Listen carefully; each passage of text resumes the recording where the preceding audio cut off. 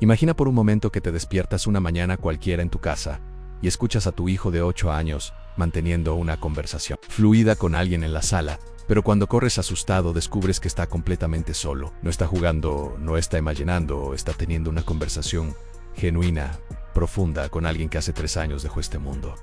Esa abuela que nunca conoció en vida, que murió antes de que él naciera, pero que ahora le está contando historias de su infancia con una precisión que desconcierta. Los padres de Mateo vivieron exactamente eso, y lo que pasó después los llevó a descubrir algo que desafía todo lo que conocemos sobre la vida, la muerte, el tiempo y la naturaleza de quienes realmente somos. Mi nombre es tu nombre y durante los próximos 20 minutos vamos a retroceder a través de una de las historias más perturbadoras de los últimos tiempos, una narrativa que comienza con lo imposible y termina con preguntas que te perseguirán durante días. Este no es un cuento de fantasmas tradicional donde almas atormentadas buscan venganza. Esto es algo completamente diferente, algo que sugiere que la realidad no funciona como creemos, que el tiempo no es lineal, que la conciencia podría ser infinita, que todo lo que eres ahora es solo una encarnación de algo mucho más antiguo. Los padres de Mateo documentaron todo. Las conversaciones fueron grabadas, los médicos realizaron pruebas, los investigadores buscaron respuestas, y cada descubrimiento los llevó más profundo hacia un misterio que ninguna institución científica quiso reconocer públicamente.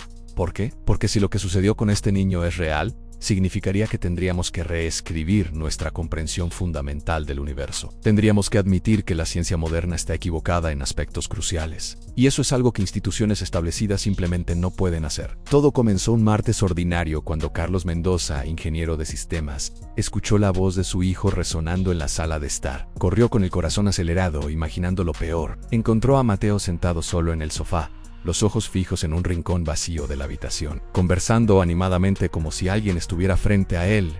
La piel se le erizó cuando escuchó a su hijo mencionar detalles específicos sobre la infancia de su propia madre, detalles que Mateo no podría saber de ninguna manera. Nombres de amigos de su abuela, eventos específicos de 1975, un viaje a París que fue un secreto familiar guardado durante décadas. Carlos preguntó a quién le hablaba y la respuesta de Mateo fue simple, sin dramatismo, como si fuera la cosa más natural del mundo. A su abuela. La abuela que había muerto 3 años atrás en un accidente automovilístico. La abuela que Mateo nunca conoció en vida. Elena, la madre, cuando supo de esto, entró en pánico. Inmediatamente llamaron a médicos, psicólogos, buscando explicaciones racionales.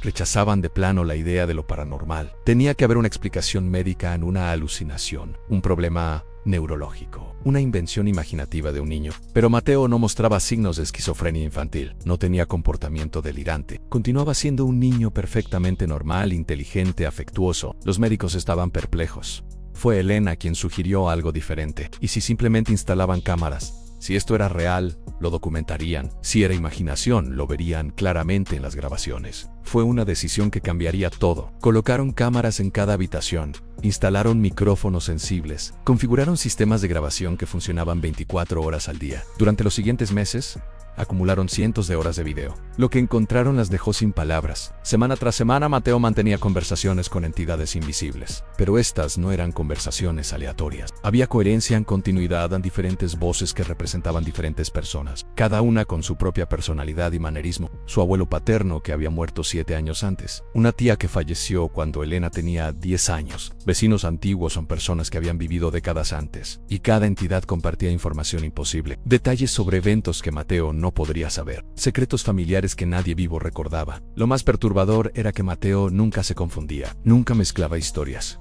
Siempre sabía exactamente quién le estaba hablando, como si su mente fuera un puente entre mundos. Los padres se encontraban en una encrucijada imposible. Los médicos no tenían explicación.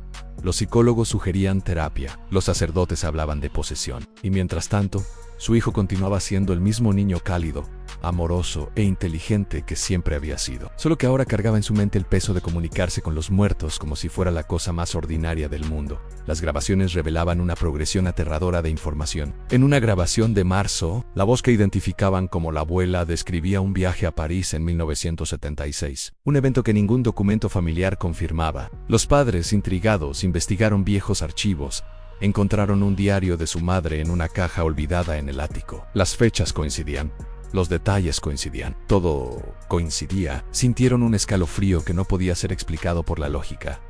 Luego vinieron las revelaciones más profundas. El abuelo, comunicándose a través del niño, confesó una infidelidad que su esposa nunca supo. Los padres verificaron esto con su tía, quien confirmó con lágrimas que siempre había sospechado pero nunca tuvo certeza. Una tía que murió cuando Elena era una niña describió un accidente automovilístico en detalle. Una muerte que había sido deliberadamente silenciada por la familia porque era vergonzosa. Los registros médicos de la época confirmaban el evento. Cada revelación destrozaba otra capa del relato familiar oficial. Era como si Mateo fuera un conducto para todas las verdades reprimidas de su árbol genealógico. Los secretos que las generaciones anteriores habían enterrado resurgían ahora a través de las palabras de un niño de 8 años. Después de aproximadamente un año, Mateo comenzó a cambiar.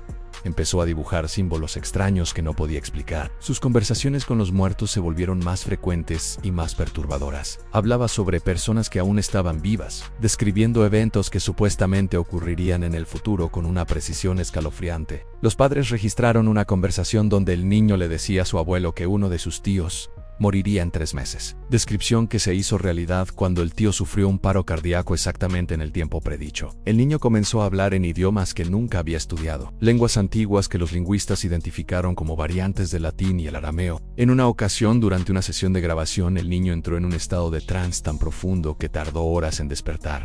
Y cuando lo hizo, no recordaba nada de lo que había dicho, como si alguien más hubiera estado usando su cuerpo. Los padres estaban aterrados. Su hijo les parecía cada vez menos humano y más como un receptáculo de fuerzas que no podían comprender. Fue entonces cuando contactaron a un neurocirujano prominente llamado Dr. Fernando Ruiz, un hombre conocido por su rigor científico y su disposición a investigar fenómenos anómalos. Le mostraron las grabaciones sin revelar mucho. El Dr. Ruiz aceptó, probablemente esperando encontrar un tumor, una malformación, algo que pudiera explicar médicamente. Lo que encontró fue mucho más perturbador que cualquier patología conocida. Durante 3 meses realizó resonancias magnéticas funcionales, electroencefalogramas de alta definición, análisis de imagen cerebral exhaustivos. Los resultados fueron completamente anómalos. Las ondas cerebrales de Mateo durante sus episodios mostraban un patrón que el Dr. Ruiz nunca había visto antes. La actividad neural se concentraba en áreas asociadas con memoria y procesamiento sensorial, pero de una manera que desafiaba las leyes conocidas de la neurociencia. Las diferentes regiones del cerebro se activaban en sincronía imposible. Era como si múltiples voces diferentes estuvieran controlando simultáneamente diferentes aspectos de la conciencia del niño. El Dr. Ruiz documentó 64 sesiones donde grabó simultáneamente las ondas cerebrales de Mateo,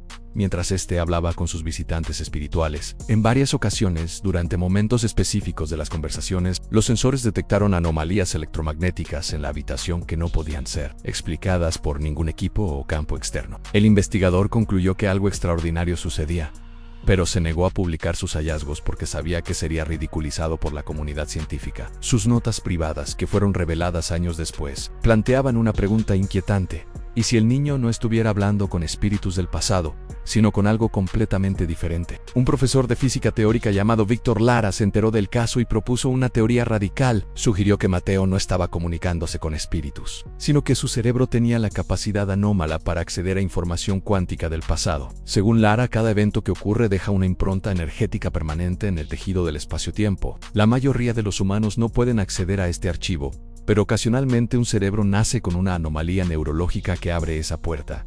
Mateo era uno de esos casos raros. No estaba hablando con espíritus, estaba recibiendo información de vidas pasadas guardadas en el campo cuántico. Su mente infantil la personificaba para poder procesarla. Era como si el espacio-tiempo fuera una biblioteca infinita y el cerebro de Mateo fuera una llave que podía abrirla. A los 14 años, Mateo pidió hablar con sus padres seriamente. Los 3 se sentaron en la sala de estar de la casa, el mismo lugar donde todo había comenzado años atrás. Mateo, con una calma que era desconcertante en un adolescente, les explicó la verdad, o al menos lo que él creía que era la verdad. No había estado hablando con espíritus de gente muerta. No había estado accediendo a información cuántica del futuro. Había estado recordando.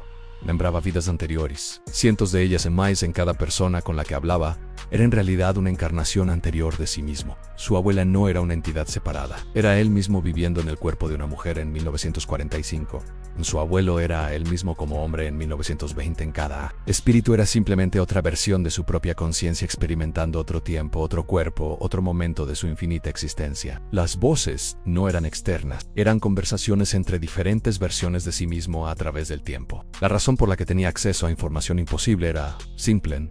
Ya había vivido esa información, ya la había experimentado de primera mano en encarnaciones anteriores. El niño describió a sus padres atónitos una eternidad de existencia. Vivió como rey durante la Edad Media, fue pescador en la Antigüedad, fue propietario de plantaciones, fue científico durante el Renacimiento, fue madre, fue padre, fue santo y pecador. Fue todo lo que un humano podía ser. Todas esas vidas existían simultáneamente en su conciencia. No era que recordara el pasado, era que nunca había dejado el pasado. Estaba viviendo todas las épocas al mismo tiempo, una conciencia atrapada en múltiples momentos de la historia. Los padres no sabían si creer. ¿Era esta la verdad final? ¿O era una alucinación más elaborada? ¿O el producto de una mente joven tratando de procesar experiencias que desafiaban toda lógica? Mateo continuó viviendo normalmente. Fue a la escuela secundaria, tuvo amigos.